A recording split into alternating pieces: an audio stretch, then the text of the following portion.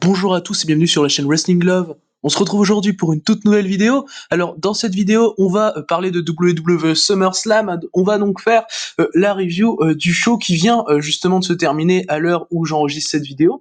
Très honnêtement, comme je l'avais dit dans ma preview, c'est un show qui m'a hypé bien. Bon, il y a des matchs qui m'a hypé moins que d'autres, évidemment. Genre bon, c'est pas parce qu'il y a Eva Marie contre Alexa Bliss ou je sais pas moi, ou Drew McIntyre, Jinder Mahal que j'étais hype par le show. Non, mais franchement, Ring Cena me donnait envie. Par exemple, me donnait vraiment envie. Le Styles et Omos contre RK Bro me donnait beaucoup envie également. Le Uso Mysterio ou encore le Lashley Goldberg. Lashley Goldberg qui bizarrement me donnait envie, très honnêtement, vu que j'adore vraiment Lashley depuis quelques temps et qu'un clash contre quelqu'un comme Goldberg, ça m'intéressait personnellement. Mais du coup voilà, je partais pas avec aucune hype pour ce SummerSlam, donc je trouve que WWE arrive de toute façon mieux à hype ses pay-per-view en ce moment qu'en début d'année où c'était vraiment plus compliqué. Du coup, on va pouvoir donc commencer cette review de WWE SummerSlam, donc qui s'est déroulée dans la nuit du 21 au 22 août. Alors, on va commencer avec le kick-off, évidemment. En kick-off, on avait un match qui a été annoncé peut-être quelques minutes avant le kick-off ou pendant le kick-off. Je sais pas exactement, très honnêtement, mais il n'était pas annoncé, quelques heures avant le kick-off. C'était vraiment dernière minute. C'était Big E contre Baron Corbin. Alors, Big E contre Baron Corbin, ça suit quelque chose qui s'est passé à SmackDown, où Baron Corbin a en fait volé la mallette de Big E, la mallette Money in the Bank que Big E avait gagné le mois dernier. Et du coup, ils font ce match. Big E a battu Baron Corbin en 6 minutes. Voilà, c'était logique. C'était là pour redonner la mallette à Big E parce qu'en gros, c'est Baron Corbin qui débarque avec la mallette, évidemment, vu qu'il l'a volée, qu'il a réussi à la garder malgré l'attaque de Big E cette semaine à SmackDown. Et voilà, c'était du coup un bon petit match pour le kick-off. Finalement, voilà, j'attendais pas à avoir quelque chose de mauvais, très honnêtement. Big E, je l'ai trouvé plutôt bon dans le match. Il a bien joué son rôle. Il a mis quelques prises assez impactantes à Baron Corbin. Corbin, de son côté, essaye quelques petites choses bien intéressantes, quelques contres. Enfin voilà, c'était vraiment très lambda, mais assez bien fait. Du coup, moi j'ai mis 3 personnellement. C'était un bon match pour un kick-off, quoi. Je veux dire, j'en attends pas plus d'un match de kick-off, très clairement. Et voilà, le résultat était le bon, très clairement, pour continuer la storyline de Baron Corbin qui perd tout. Donc voilà, évidemment, il allait pas battre Biggie maintenant, surtout que Biggie a besoin de crédibilité avec la mallette. Donc non, ouais, c'était plutôt bien fait. Donc comme match de kick-off, puis voilà, c'était plutôt court, c'était efficace, donc rien à redire. Du coup, donc voilà, pour ce match, on va désormais pouvoir passer après ce kick-off à la carte principale, donc de WWE SummerSlam. Et cette carte principale, du coup, elle a commencé avec un des matchs qui m'a hypé le plus du show, indirectement. Le match pour les championnats par équipe d'Euro, c'était AJ Styles et Omos qui défendaient les titres contre RK Bro, donc Randy Orton et Riddle. Le match a duré un peu plus de 7 minutes, victoire de Randy Orton et de Riddle. Alors c'était vraiment un très bon opener, j'ai trouvé. C'est mon 3e match préféré du show. C'était vraiment très bien fait, j'ai trouvé. Puis c'est vraiment pas trop long. C'est ce que j'aime. J'ai vraiment du mal avec les openers qui essayent d'en faire trop, qui sont vraiment trop longs. Mais là, c'était vraiment très très correct. Omos a très bien joué son rôle, je trouve. J'aime bien l'association style Omos personnellement. Et là, t'as un Omos qui finalement joue assez bien son rôle. J'ai bien aimé le spot où il sauve Styles du RKO de Randy Orton. T'as Orton qui commence à dominer Styles dans un échange qui était plutôt bon d'ailleurs, comme l'échange qu'ils ont pu avoir dès le début du match. Et t'as Omos qui tire Styles en dehors du ring au moment du RKO. J'ai trouvé ça très bien fait. Derrière, t'as Riddle qui veut attaquer Omos à l'extérieur du ring. Omos va le chokeslam sur l'apron. J'ai trouvé ça plutôt cool personnellement. Et après, finalement Riddle va réussir à revenir sur Omos à l'extérieur du ring, pendant que ce sont Orton et Styles, pardon, toujours les deux hommes légaux. Et Riddle va réussir à jeter Omos contre le poteau, à le claquer contre le poteau et donc à le mettre out pour la fin du match. Du coup, Orton va en profiter pour battre AJ Styles sur le ring clean. Voilà, j'ai trouvé ça vraiment bien fait personnellement, un très bon match pour donner le titre à RK Bro. RK Bro qui montre d'ailleurs une très bonne alchimie, je trouve, et franchement ça continue très bien la storyline. Et non, ouais, j'aime beaucoup RK Bro personnellement. L'association est vraiment très cool, compte tenu surtout du statut des deux mecs, Orton la légende et Riddle qui est très jeune finalement dans le main roster. On rappelle qu'il était arrivé l'année dernière. En plus d'ailleurs, il était arrivé l'année dernière en ayant un match contre Styles à SmackDown. Mais du coup, ouais, non, franchement très bonne fin, match très efficace et 3,5 pour ma part. Du coup, voilà donc pour ce premier match de la carte principale. On va maintenant pouvoir passer du coup au prochain match après donc cette victoire de RK-Bro, nouveau champion par équipe de Raw. Le prochain match, c'était Eva Marie qui affrontait Alexa Bliss. Bon, comme vous l'aurez compris, c'est pas le match qui m'a hypé, hein. Eva Marie contre Alexa Bliss, qui est plutôt logique. Au vu de la storyline qu'on a actuellement à Raw, bon, c'est pas intéressant du tout. Alors, Alexa Bliss va battre Eva Marie en environ 4 minutes. Franchement, le match est assez vide. Voilà, j'ai mis 1,25 personnellement. Il y avait rien d'intéressant durant ces 4 minutes. Ils ont essayé de faire une espèce de story avec la poupée d'Alexa Bliss, la Lily, qu'elle trimballe toujours pour ses matchs, qui était sur le corner. Et en gros, t'as Eva Marie qui commence à mettre des gifles à la poupée et qui gifle Alexa Bliss avec la poupée. Enfin voilà, c'était ce qu'on pouvait attendre finalement de ce match au vu de la storyline. Et je suis clairement pas la cible de ce genre de choses. Au moins, le principal c'est qu'on n'ait pas eu trop de trucs surnaturels, quoi. C'est pas finalement comme il y a pas eu des spots comme des spots dans le Money in the Bank par exemple qu'on avait pu avoir avec Alexa Bliss avec où elle hypnotise et tout. Enfin là ça allait encore. Alors t'as Eva Marie pendant le match qui a contré le Twisted Bliss, j'ai trouvé ça plutôt cool. Enfin voilà, c'était vraiment extrêmement lambda et la victoire d'Alexa Bliss est plutôt logique. Donc voilà, il y a pas grand chose à dire sur le match très honnêtement. Il y a un après-match à ce Alexa Bliss Eva Marie parce que bon de toute façon le segment durait, enfin voilà, c'est segment parce que bon c'est pas hyper important finalement. T'as plus l'impression que c'est là pour continuer une storyline, voilà, et pour en déclencher une autre d'ailleurs au vu de l'après-match, parce que t'as Doudrop dans l'après-match, Doudrop qui est Piper Niven et qui est accompagné du coup Eva Marie comme d'habitude, qui va se moquer de Eva Marie, qui va prendre le micro et dire que c'est bien Eva Marie qui a perdu le match, parce que d'habitude Eva Marie même quand elle perd, elle prend le micro et elle dit qu'elle a gagné, enfin et là du coup t'as Doudrop qui se moque, qui prend sa veste et qui se barre avec. En gros ça va lancer finalement une rivalité entre Eva Marie et Doudrop qui va pourquoi pas atteindre un changement de nom pour Doudrop, parce que bon c'est plutôt compliqué je trouve pour Piper Niven, et finalement ce serait pas illogique parce que c'était Eva Marie qui avait dessiné du nom de Doudrop du coup. Donc voilà, moi je pense que ça peut être bien, et puis de toute façon Piper Niven a rien à faire avec Eva Marie, et voilà. Après l'angle en lui-même d'après match c'était vraiment cringe, j'ai trouvé, c'était vraiment très cringe. Du coup donc voilà pour ce match et pour cet après-match. Donc on va pouvoir désormais passer au quatrième match de ce show. Le quatrième match, c'était Damian Priest qui affrontait Sheamus, donc pour le titre United States. Donc Sheamus mettait en jeu son titre. C'était d'ailleurs sa deuxième défense de titre, hein, ce qui est plutôt compliqué quand tu sais qu'il avait pris le titre à Riddle lors de WrestleMania, donc il y a 4 mois quand même. Le match a duré 14 minutes, victoire de Damian Priest qui est donc devenu nouveau champion US. C'est le deuxième changement de titre lors de ce show. C'était pas très mauvais, très honnêtement. Voilà, c'est juste que je m'en foutais. Vraiment, je m'en suis foutu à mort du match. Très clairement, l'action était plutôt correcte. Voilà, Priest et Sheamus sont loin d'être mauvais. Il y avait quelques spots plutôt cool. À un moment, t'as Sheamus qui contre un move de Priest avec les cordes en faisant un jumping knee. Priest va kick out. J'ai trouvé ça plutôt cool personnellement. Le jumping knee de Sheamus d'ailleurs en question était plutôt impactant. Mais voilà, Sheamus m'a pas spécialement investi et Priest non plus. Donc voilà, j'en avais un peu rien à foutre de ce match très honnêtement. Et le résultat était pas le bon aussi. Moi, ça me dérange un peu parce que finalement, le run de Sheamus a vraiment servi à rien, quoi. Le mec, il a défendu son titre 2 fois, dont une fois où il perd et une fois où le match dure 20 secondes. Donc bon, c'est plutôt compliqué, je trouve.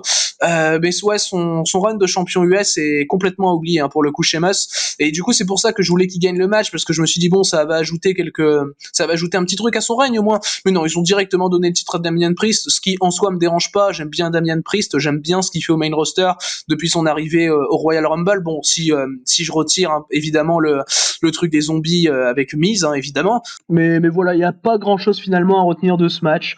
Du coup, voilà, victoire de Damian Priest. Je pense que finalement c'est clairement le résultat qui est bien plus à retenir que ce qu'il y a dans le match en lui-même, parce que le match est finalement plutôt vide et même un poil décevant, parce que même si j'attendais rien de spécial de ce match, bon, Sheamus et Priest, je m'attends quand même à avoir un match plutôt intéressant, mais là non, et en plus c'était un peu trop long, j'ai trouvé, pour ce que c'était. Du coup voilà, j'ai mis 2,5, bon c'est pas dramatique, mais c'était vraiment moyen. Du coup, donc voilà pour ce match. On va maintenant pouvoir passer au prochain match du show. Le prochain match du show, c'était le match pour le championnat SmackDown Tag Team. On avait les Usos qui défendaient donc leur titre contre les Mysterios. On rappelle que les Usos avaient pris les titres aux Mysterios déjà lors du kick-off de Money in the Bank. Alors celui-là était un peu moins bon très honnêtement que le match qu'ils avaient eu dans le kick-off de Money in the Bank, qui était vraiment excellent pour un match de kick-off, hein, je le précise. Il a duré un peu plus de 10 minutes, victoire des Usos, plutôt logique. Voilà, c'est un bon petit match par équipe très honnêtement, même voilà, comme j'ai dit, j'ai préféré le match de Money in the Bank. Rey Mysterio, je trouve qu'il fait une très bonne performance dans le match, surtout son échange avec Jimmy Uso qu'il a pu avoir après un hot tag, en gros, parce que Dominique Mysterio, il est beaucoup là dès le début du match finalement, et à un moment il va hot tag Rey Mysterio qui va avoir un échange avec Jimmy Uso qui va se faire tag dans le même temps par Jey Uso, et leur échange était plutôt fluide. Franchement, j'ai vraiment bien aimé. Dominique est bien arrivé à briller évidemment. Bon voilà, le match est perdu par Rey Mysterio d'ailleurs, ce qui m'a vraiment plu personnellement parce que je voulais pas trop que Dominique perde celui-là. Enfin voilà, c'est mieux de faire perdre Rey Mysterio, je pense. Il y a plus spécialement à protéger Rey Mysterio en ce moment, mais comme je l'ai dit dans ma preview, voilà, le règne des Mysterio, c'était clairement là pour histoire de dire que histoire de un peu montrer un truc assez important avec le père et le fils champion tag ensemble. Enfin voilà, mais c'était pas pour un réel projet finalement. Et le projet, il est plus du côté des Usos avec le clan avec Roman Reigns. Donc non ouais, j'ai trouvé ça plutôt cool personnellement. Donc voilà, j'ai mis 3,25 personnellement. 3,25 pour ceux qui savent pas, c'est un peu ma note de base finalement. Quand un match est bon, mais bon, pas non plus sans plus, voilà. Et ça a fait le taf. J'ai trouvé que ce match-là a fait le taf, mais justement voilà, sans grand plus, sans grande matière. Finalement, ils n'avaient pas non plus grand-chose à raconter. Les Usos et les Mysterio, faut pas se voiler la face, mais ça restait une bonne première défense de titre donc pour les Usos. Du coup, donc voilà pour ce match. Alors après ce match, en gros, avant de passer au match pour le championnat féminin de SmackDown, après ce match, en gros, on a eu Rick Books, donc qui est le manager de Shinsuke Nakamura, qui est venu sur le ring. Et puis t'as le thème de Shinsuke Nakamura qui a donc retenti, et Shinsuke Nakamura a fait une entrée. Il a fait une entrée. Et c'était fini, et après on est passé à autre chose. Il a juste fait son entrée, et après on est passé complètement à autre chose, et on reverra plus Nakamura de la soirée, et rien en rapport avec le titre IC de la soirée. C'est juste, il a fait une entrée, voilà, c'était juste à signaler, et ça m'a fait plutôt rire d'ailleurs, parce que j'ai vraiment pas compris pourquoi, j'ai vraiment pas compris pourquoi il faisait ça. C'était, bon bah, tu défends pas ton titre, je crois que c'est d'ailleurs, avec les titres Women's Tag, le titre IC, c'est le seul titre à pas être défendu lors de show. Du coup, bah tu défends pas ton titre, mais bon, tu vas quand même faire ton entrée, quand même. Donc voilà, c'était spécial, on va dire. Du coup, on va pouvoir passer au match de championnat féminin de SmackDown. Alors initialement, c'était prévu pour être Bianca Belair contre Sasha Banks pour le titre féminin de SmackDown, mais l'annonceur dit en gros qu'une fois que Bianca Belair a fait son entrée, que Sasha Banks ne peut pas combattre. Sasha Banks n'est pas au show, n'est pas à SummerSlam, donc ce n'est pas elle qui affrontera Bianca Belair. Du coup, t'as Bianca Belair qui est un peu surprise, et là tu as Carmella qui fait son entrée, donc t'as l'annonceur qui annonce Carmella comme étant la challenger pour ce show de Bianca Belair. Du coup, Bianca Belair, ça la saoule évidemment, et en gros, Bianca Belair fait une petite promo. T'as Carmella qui rentre dans le ring, t'as Bianca Belair qui fait une petite promo où en gros, elle explique que bah voilà, ça la frustre évidemment de pas pouvoir catcher contre Sasha Banks à SummerSlam, mais elle va évacuer toute sa frustration finalement en défonçant Carmella. Enfin limite, tu t'attends à un squash entre Belair et Carmella, sauf qu'on va pas avoir Bianca Belair contre Carmella pour SummerSlam, puisque tu as un retour qui s'est fait donc, et tu as la musique de Becky Lynch qui a retenti directement dans l'arène. Alors personnellement, j'ai trouvé ça très cool, le retour de Becky Lynch. Enfin voilà, c'est pas très cool jusqu'au bout. Voilà, pour ceux qui savent le résultat, pour ceux qui savent les tenants, les aboutissants du retour de Becky Lynch, rassurez-vous, j'ai pas trouvé ça très cool jusqu'au bout. Mais le retour en lui-même, tu vois, en n'ayant rien teasé ou quoi, vraiment, c'est un retour vraiment qui s'est fait dans le confidentiel, et moi j'ai beaucoup aimé ça, et c'est vraiment ce que j'aime chez les retours. Et vraiment, je vois pas le point finalement de gros retours qui soient faits avec 2 millions de tapages médiatiques, de teasing et tout. Donc là, ça m'a beaucoup plu personnellement. Puis j'aime bien Becky Lynch, donc voilà, moi je suis content de la revoir. Du coup, t'as Becky Lynch qui attaque Carmella, qui lui pète la gueule à l'extérieur du ring. Enfin voilà, Becky Lynch, elle vraiment, c'est j'arrive, je pète la gueule à Carmella. Et après, elle va confronter Bianca Belair. Alors bon, quand j'explique comme ça peut paraître un peu heel de la part de Becky Lynch, mais c'est tout en restant totalement face, évidemment. Même si rien n'exclut un prochain heel turn de Becky Lynch à SmackDown. Et d'ailleurs, je suis très content que Becky Lynch revienne à SmackDown, parce que à Raw, ça sentirait un peu le roussi, très honnêtement. Et puis avec les stories actuelles, il n'y a pas à faire revenir Becky Lynch à mon sens. Enfin là, il n'y avait pas non plus grand sens à ce qu'elle revienne là pour confronter Bianca Belair. Mais j'ai trouvé ça plutôt bien fait par rapport à l'histoire de Bianca Belair cette année. Et du coup, t'as Becky Lynch qui confronte Bianca Belair, et du coup là, t'as le match Bianca Belair contre Becky Lynch pour le titre féminin de SmackDown. Moi je trouve ça très cool qu'on ait eu un Belair Lynch, mais la manière dont ça s'est fait, j'ai pas trouvé ça cool du tout. Becky Lynch squash Bianca Belair en 25 secondes. Le match dure 25 secondes. Nouvelle championne féminine de SmackDown. T'as le temps de rien à faire, t'as le temps de rien installer, c'est Becky Lynch revient, squash Bianca Belair, alors que Bianca Belair cette année a remporté le Royal Rumble féminin, a remporté le titre féminin de SmackDown en main event de l'une des 2 journées de WrestleMania, a battu Bayley à 2 reprises, dont dans un Hell in a Cell match. Enfin, je veux dire, voilà quoi, Bianca Belair, elle a été hyper forte cette année, et puis là, d'un seul coup, tu fais ça quoi. Et moi, ça m'a vraiment saoulé parce que bah, certes, tu fais revenir Becky Lynch. À la limite, tu donnes le titre à Becky Lynch, ce qui dans le fond, vu l'histoire qui aurait pu être racontée, m'aurait pas dérangé. Parce que finalement, Bianca Belair, son but dans ses matchs contre Bayley, c'était vraiment de se prouver en tant que championne. Et elle a réussi à se prouver en tant que championne en battant Bayley, mais finalement, là, t'as l'étape supérieure. Là, t'as Bianca Belair qui aurait affronté, qui aurait eu la possibilité de battre l'une des filles les plus over, enfin la fille la plus over de WWE ces 3-5 dernières années, quoi. Donc bon, là, ça c'est pour ça que j'aurais voulu un match très compétitif, peu importe si Belair aurait gagné ou perdu. Il y avait un storytelling très intéressant à raconter, et c'est pour ça que vraiment ça me gêne beaucoup. Et bah voilà, on est parti pour un long règne de Becky Lynch, donc j'espère. Alors moi, ma grande espérance, même si je pense pas que ça se fera, très honnêtement, c'est que Bianca Belair reprenne le titre à Becky Lynch à Extreme Rules, tu sais, dans un truc où elle est plus préparée finalement à recevoir Becky Lynch, où là t'as l'effet de surprise également qui joue sur ça, et en soi c'est la seule excuse que je peux donner à ce que Belair se soit fait squasher en 25 secondes ici, même si bon, j'ai pas spécialement envie de lui donner d'excuses à ce squash, mais bon, on verra où ça va nous mener. Je suis pas aussi négatif que j'avais pu l'être lorsque Brock Lesnar avait pris le titre à Kofi Kingston lors du premier SmackDown sur Fox en octobre 2019, parce que, ou en novembre 2019, je sais plus, je crois que c'était en novembre, hein, très honnêtement. Mais parce qu'en fait, le truc, c'est que là, t'as l'effet de surprise qui joue, tandis que dans le Kofi Brock, t'avais pas du tout d'effet de surprise.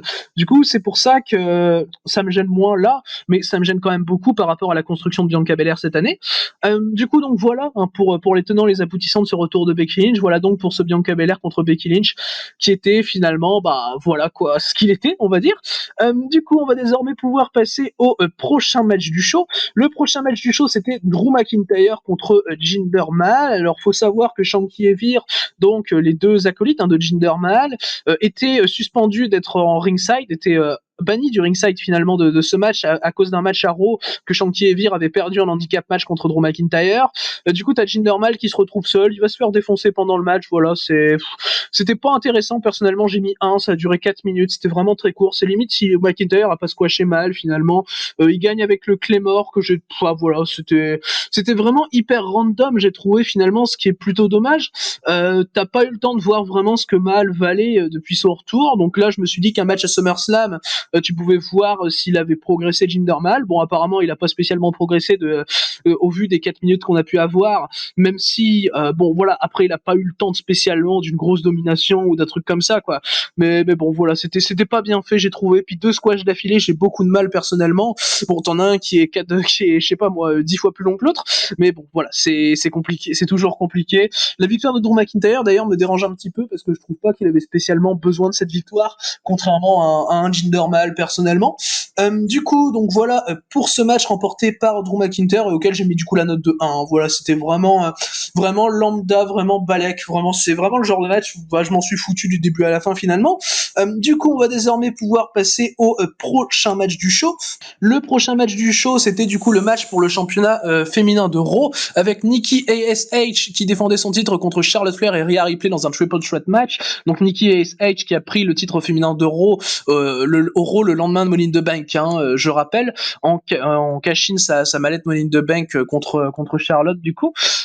Alors le match a duré 13 minutes, remporté par Charlotte Flair, ce qui m'a plutôt étonné personnellement.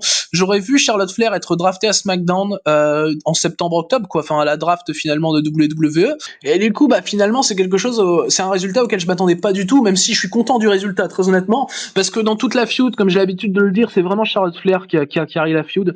Le match était plutôt correct. Charlotte Flair a fait un bon taf dans le match, j'ai trouvé, elle a eu des bons échanges avec Rhea Ripley, où tu voyais clairement finalement qu'il y avait une plus grosse rivalité entre Charlotte et Rhea Ripley que n'importe quel autre échange finalement qu'on pouvait avoir dans le match. Donc voilà, moi j'ai trouvé ça bien fait de ce côté-là, ce qui est finalement plutôt logique. Nikki A7 je supporte pas par contre. Et enfin voilà, c'est à chaque fois qu'elle est là, je trouve le match vraiment inintéressant.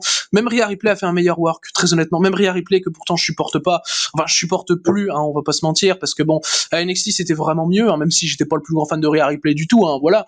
Mais à NXT c'était largement mieux et là à Raw je peux pas. Et Charlotte Flair, elle commence à remonter un peu dans mon estime finalement, parce qu'elle a quand même réussi à carrer le match. J'ai mis 3 grâce à Charlotte Flair, et donc je suis content du résultat. Et voilà, tu vois clairement où ils vont finalement. Tu vois clairement que pour Survivor Series, on va voir le Becky Lynch contre Charlotte Flair pour voilà, champion contre champion, c'est logique, c'est Survivor Series. Bon, voilà, c'est un peu évident malheureusement, et c'est pour ça que ça me gêne aussi un peu dans le règne de Becky Lynch, c'est que tu te dis ils ont fait ça pour ça, quoi. Et finalement, avec ça, j'ai moins espoir que Belair reprenne le titre à Lynch. Après, je peux être surpris, et je peux être agréablement surpris. Donc voilà. Après, bon, mais en soi, je suis content de voir Charlotte championne. Hein. C'est du côté de Lynch que ça me dérange, comme vous l'aurez compris. Et en soi, le triple threat était plutôt bon. Bon, peut-être pas assez d'utilisation d'armes pour le coup. Ce qui avait été mieux fait à WrestleMania Backlash, même si ça avait été pas fait de fou non plus. Hein. Peut-être que ça m'aurait un peu plus plu avec un peu plus de brutalité, mais voilà, ça restait correct. Donc voilà, j'ai mis 3. Du coup, voilà pour ce match remporté par Charlotte Flair. On va maintenant pouvoir passer au prochain match du show. Le prochain match du show, c'était Seth Rollins contre Edge, dans un match qui m'a hypé pas des masses, très honnêtement, au vu des performances récentes de Edge. Hein. Edge, depuis qu'il est revenu, où c'est vraiment compliqué, je trouve, dans le ring, comme je l'ai expliqué dans ma preview, et c'est ça qui faisait un peu mon appréhension, hein, par rapport à ce Edge contre Rollins. Le match était bon, le match était plutôt cool, il a duré un peu plus de 21 minutes, donc là, voilà, là j'ai trouvé ça trop long déjà, un peu plus de 21 minutes pour ce que c'était.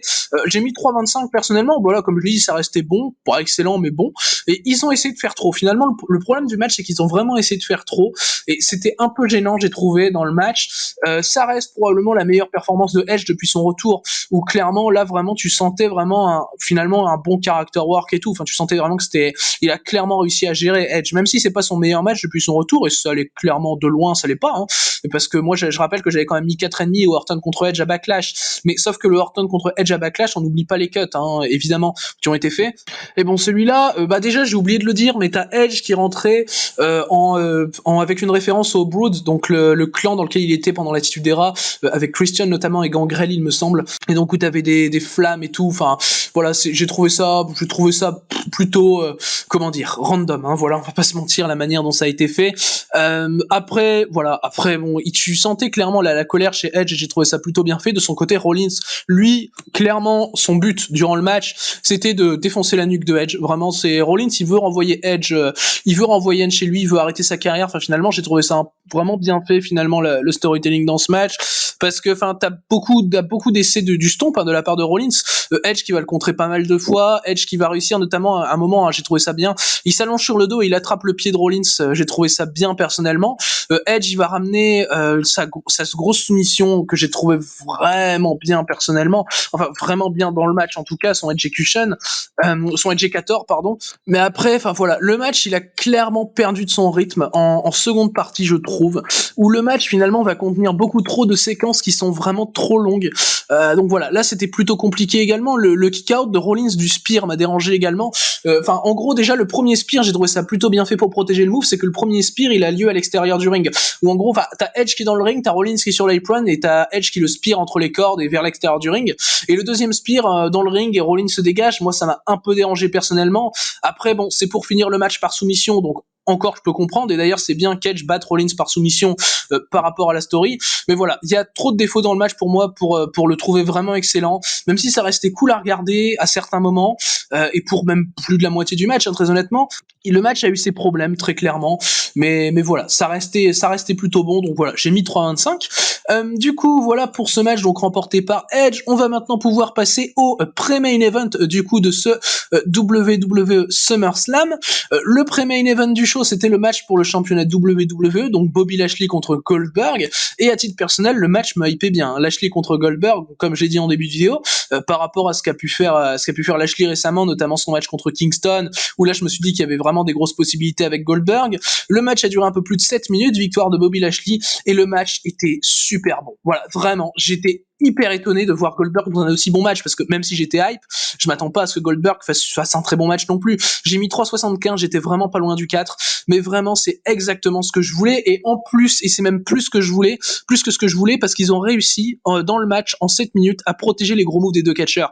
Tu vois, t'as un spear dans le match, il se fait à l'extérieur du ring, donc voilà, il y a pas d'histoire de gros kick-out, de gros moves ou quoi. C'est vraiment, t'as un spear de Goldberg sur Lashley à l'extérieur du ring, que j'ai trouvé peut-être pas si bien exécuté ça, parce que j'avais l'impression que Lashley se claque la tête contre le poteau à cause du spear.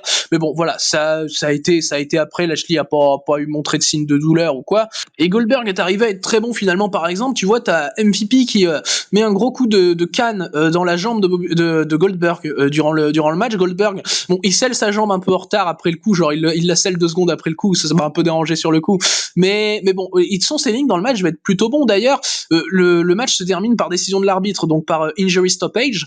Et du coup, c'est à cause de la blessure à la jambe de Goldberg. T'as Lashley qui va le prendre à l'extérieur du ring, même juste avant la fin, qui va le claquer à 2 reprises contre le poteau au niveau de la jambe. J'ai trouvé ça super bien fait personnellement. Lashley va être hyper brutal. Lashley, il est monstrueux, franchement.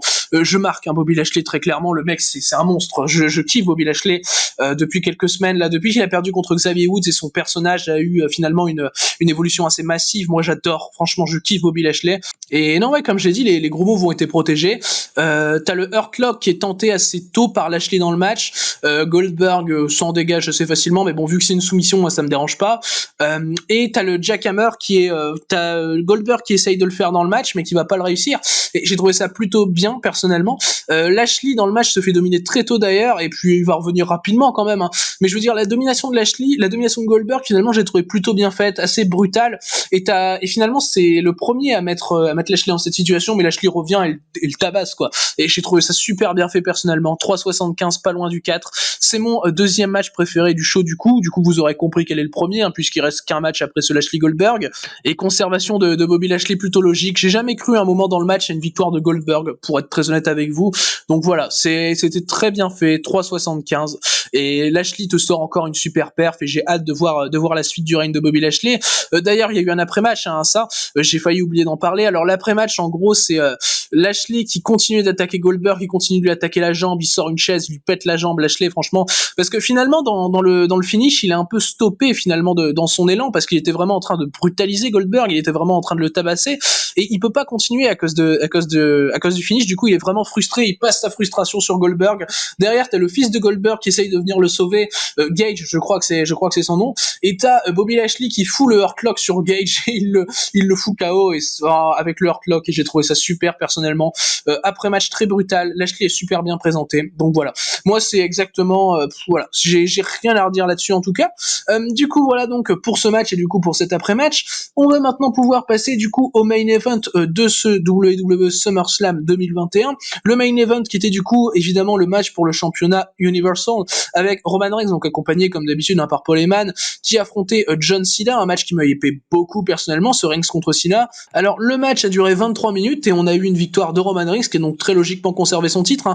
Faut rappeler évidemment que dans la stipulation, il y avait si Roman Reigns perd, il doit quitter la WWE. Donc évidemment qu'il allait battre Cena là.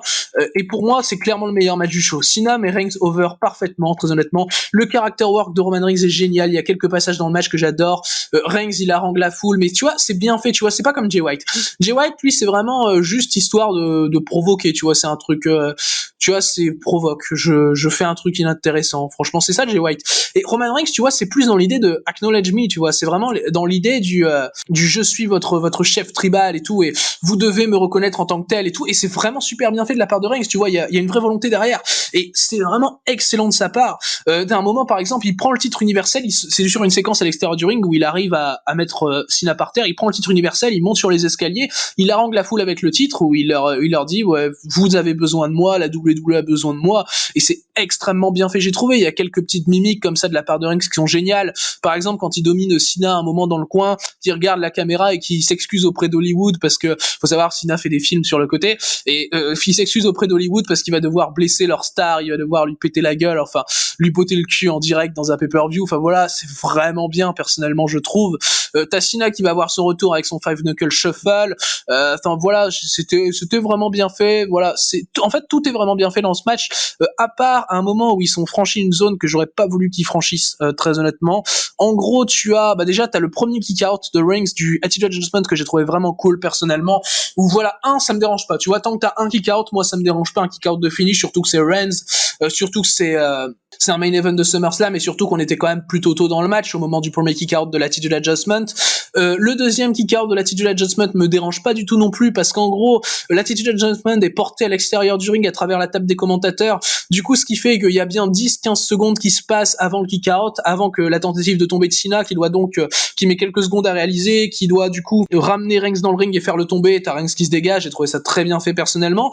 D'ailleurs, avant de passer à ce qui m'a dérangé dans le match, par rapport aux Attitude Adjustment, justement, vu qu'il en reste plus qu'un l'Attitude Adjustment, il y a eu beaucoup de tentatives de roll-up de la part de Cena, et j'ai trouvé ça très très bien fait personnellement, parce qu'en gros ça fait référence à un segment qu'ils ont eu lors du dernier SmackDown, où t'as Cena qui dit qu'il a juste besoin d'un compte de 3 pour battre Reigns et tout, enfin pour finalement le remettre à sa place, et t'as Cena qui roll-up Roman Reigns en fait, et à SmackDown, et bon voilà, c'était comme ça, mais j'ai trouvé ça bien fait personnellement. À chaque fois Reigns va se dégager à deux. D'ailleurs ça va se faire même très tôt dans le match, hein, ce roll-up, et il va y en avoir plusieurs d'ailleurs. Il y a même un moment où j'aurais trouvé ça super, hein, où j'ai cru que Reigns allait roll-up Cena, allait tenter de roll-up Cena, et en fait non, c'était juste pour faire son guillotine choke, donc sa soumission. Et ouais, j'ai cru qu'il était parti pour un roll-up à Roman Reigns, et du coup surtout le coup ça m'a fait un peu tilter, mais bon finalement non. Et du coup ce qui m'a dérangé, hein, par rapport au troisième Attitude Adjustment, en fait t'as Cena qui arrive à contrer Reigns quand Reigns veut faire son spear. Du coup Reigns se claque l'épaule contre le poteau du ring, le poteau de coin, et Cena en profite pour ramener Reigns sur la deuxième corde, sur la troisième corde pardon. Cena se met sur la deuxième corde et fait son Attitude Adjustment du haut de la deuxième corde sur Roman Reigns. Du coup là finalement, avec un tel move en plus porté du haut de la deuxième corde, j'ai pas envie que Reigns se kick out. Enfin je sais qu'il y a la stipulation et tout derrière, mais faut pas faire ça. Faut pas faire le move si tu sais qu'il peut pas y avoir de fin derrière, il peut pas y avoir d'issue avec ce move. Mais le kick out du Avalanche Attitude Adjustment, personnellement j'ai eu beaucoup de mal. Je trouve que ça décrédibilise complètement le truc, et ce qui est quand même plutôt dommage, parce que les deux premiers kick-out d'Attitude Adjustment avaient réussi à pas me déranger. Mais finalement il y a un truc qui a fait que ça m'a moins dérangé, c'est la fin du match. Reigns place un spear, fini. Voilà. En fait, tu vois, le contraste qui me plaît beaucoup personnellement, c'est le contraste. Cena n'arrive pas à battre Reigns avec 3 Attitude Adjustments, Reigns un spear, fini. Voilà. C'est vraiment très bien fait, je trouve, et ça aide vraiment finalement à ce que le kick-out du Avalanche Attitude Adjustment passe mieux de mon côté finalement. Et donc voilà, moi j'arrive à 4 personnellement. Il y a un moment dans le match où j'étais quand même à 4,25, mais c'est redescendu un petit peu au cours du match. Enfin voilà, tout était vraiment très cohérent dans ce match. Voilà, il y avait pas de particulière incohérence d'écriture. Cena, c'est un très bon babyface comme d'habitude. Voilà, il sait comment être un babyface. John Cena, c'est vraiment, son taf est vraiment super bon. Et Roman Reigns de son côté a eu un très bon character work, très intéressant, très méthodique aussi. Mais il a rendu le match intéressant. Tu vois, par exemple contre Edge, il a son character work qui est très méthodique, très lent, très dans la facilité finalement, Roman Reigns. Mais le match contre Edge, je le trouve inintéressant. Là, il y a un truc en plus. Tu vois, là, il y a des trucs de storytelling. Là, il y en a un storytelling entre Reigns et Edge. Je suis pas en train de dire qu'il y en a pas. Mais bon, voilà. Là, tu vois, là, il me donne une raison de m'accrocher. Tu vois, là, il m'accroche au match. Tu vois, là, il y a un truc en plus. Et là, c'est super bien fait. Donc, c'est 4 pour ma part sur Reigns Cena. Très bon main event de SummerSlam. Je pense qu'ils auraient pu aller plus loin. Je pense que le match aurait pu être plus long. Je pense qu'il aurait pu avoir plus de contenu dans le match, très honnêtement. Et je pense que ma note aurait pu être plus haute avec ce qu'il aurait pu avoir. Mais ça n'en reste pas moins un excellent match. Et du coup, Reigns ressort hyper fort de ce match. Hein, voilà, très clairement. Comme j'ai dit, surtout par rapport au contract, où Reigns a juste besoin d'un spear pour battre Cena quand Cena n'arrive pas avec 3 Attitude Adjustment. Et donc voilà, tout le match était bien fait. Les séquences à l'extérieur du ring, c'était très bien. Et c'était pas trop long d'ailleurs. Voilà, il y a pas de séquence où tu te dis ouais, oh, ça tire sur le temps finalement pour rien, sans aucune pertinence. Non, il y a pas ce genre de séquence. Il y a pas ce genre de séquence. Donc voilà, très bien fait pour ma part. Et du coup, 4 étoiles et conservation logique de Roman Reigns. Du coup, donc voilà pour ce match. Alors il y a eu un après-match. Il y a eu une grosse conclusion, hein, pour ce SummerSlam, puisque alors, et là on a eu un autre retour, et un retour très bien géré pour le coup, pas comme celui de Becky Lynch ou un autre tour qu'on a pu avoir la veille, puisque cette fois c'est la musique de Brock Lesnar qui a retenti. Et là encore une fois, tu vois, comme Becky Lynch, c'est ce que j'aime dans les retours, tu vois, c'est que tu vois, ils en font pas des tonnes tapage médiatique ou quoi. Vraiment, ils gardent ça confidentiel. C'est un retour qui est très très bien fait finalement, parce que bon, Reigns il vient de coucher Cena. Bon, Brock Lesnar débarque, voilà, ça me paraît logique. Brock Lesnar qui n'était plus apparu, hein, chez WWE depuis qu'il avait perdu le titre WWE à WrestleMania 36, hein, contre Drew McIntyre. Et du coup évidemment t'as une confrontation Reigns-Lesnar, t'as Lesnar qui arrive sur le ring très confiant.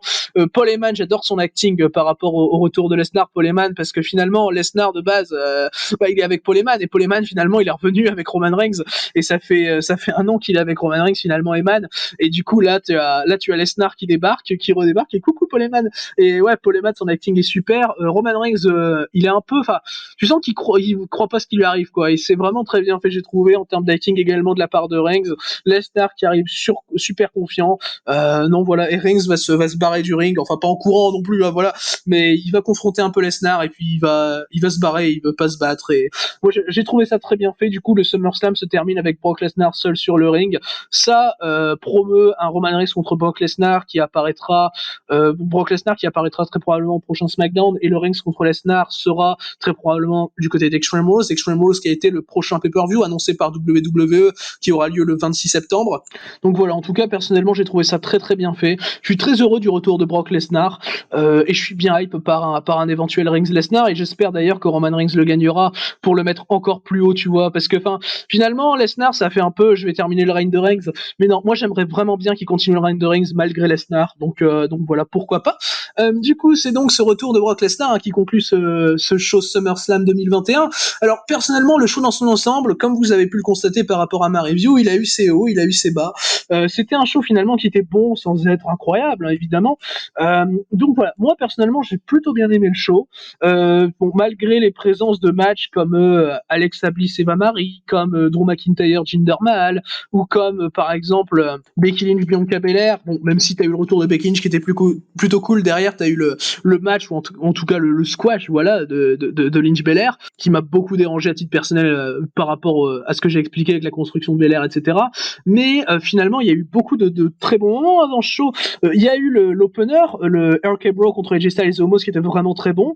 Il y a eu également les deux derniers matchs qui étaient vraiment excellents. J'ai trouvé que ce soit le Lashley Goldberg ou le Ring Cena, même si j'ai ma préférence pour le Ring Cena évidemment, j'ai trouvé les deux matchs très très très bons. Et puis tu as le retour de Lesnar à la fin qui est super cool, quoi, qui est vraiment super cool. Hype pour Reigns Lesnar, hype pour la suite. Finalement, il y a des moments où tu te dis bon, en fait le problème c'est que t'as un gros show SummerSlam, et que finalement t'as plus l'impression qu'il y a des trucs qui sont faits pour continuer une feud. En fait finalement t'as plus l'impression que c'est le pay-per-view qui est là pour amener un truc qui va se passer en weekly, tu vois, au lieu des weekly qui sont là pour amener le pay-per-view. Et moi, ça m'a un peu dérangé. Et c'est surtout ça par rapport au Lynch Belair également, c'est que finalement, t'as le truc qui va amener, t'as le truc qui se passe à SummerSlam, il va amener des trucs en weekly, au lieu que les weekly amènent le truc à SummerSlam. Tu vois, c'est là où ça me dérange personnellement.